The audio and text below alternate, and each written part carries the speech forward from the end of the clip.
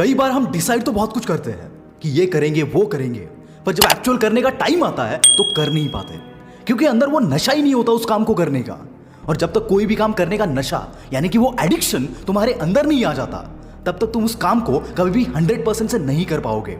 इसलिए किसी भी काम को करने में जो नशा चाहिए वो बंदे में होना चाहिए, चाहे फिर आप कोई भी काम क्यों ना कर रहे हो। अगर आपके अंदर वो नशा है, वो एडिक्शन है, तो आप खुद को रोक नहीं पाओगे उस काम को करने से। अगर आपने किसी भी शराबी या नशेड़ी बंदे को देखा होगा तो आप जानते होंगे कि वो रह नहीं पाता है बिना नशा करे, क्योंकि नशा करने की जो तलब होती है वो उसे नशा करने पर मजबूर कर देती है, क्योंकि एक टाइम के बाद ये उस बंदे की नीड बन जाती है।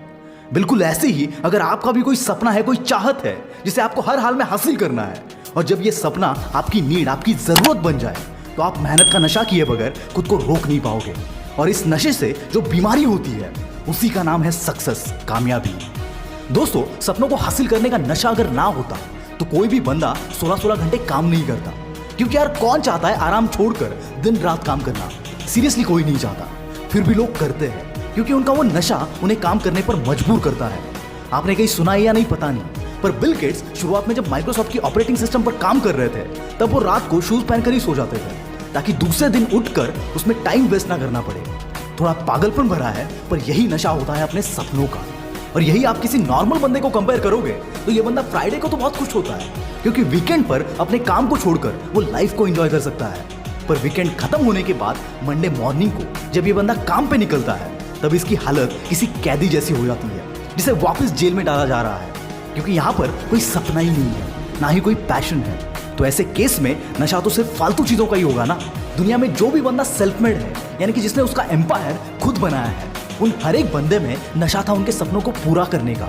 चाहे फिर वो जीरो से हीरो बना बॉलीवुड का सुपरस्टार शाहरुख खान हो, या जीरो से इंडिया का सबसे बड़ा एम्पायर बनाने वाले धीरू भाई। ऐसे कई एग्जाम्पल्स है जहां पर लोगों ने जीरो से शुरुआत की थी, और आज वही लोग दुनिया के लिए मिसाल है।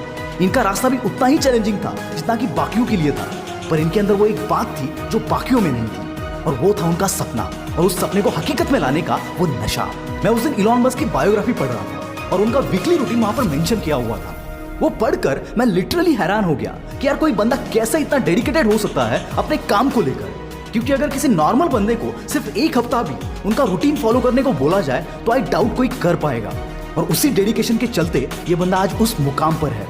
और दोस्तों, मैं यहाँ पर सिर्फ जीरो टू हीरो बने हुए लोगों की बात नहीं कर रहा हूँ। कुछ ऐसे भी लोग हैं जिनको बड़े बड़े एम्पायर, बड़ा नाम उनकी फैमिली से मिला था, और उन्होंने उस एम्पायर को, उस नाम को वहां तक पहुंचाया जहां तक शायद उनकी फैमिली भी ना पहुंचा पाती। और इसमें सबसे पहला नाम आता है हमारे मोटा भाई अंबानी का।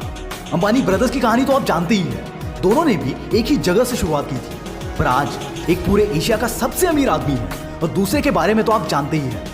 दोस्तों, ये सब बताने के पीछे का मकसद ये है कि शुरुआत में भले ही आपके पास सब रिसोर्सेस हो, पर अगर आपके अंदर वो दम नहीं है तो आप परफॉर्म नहीं कर पाओगे।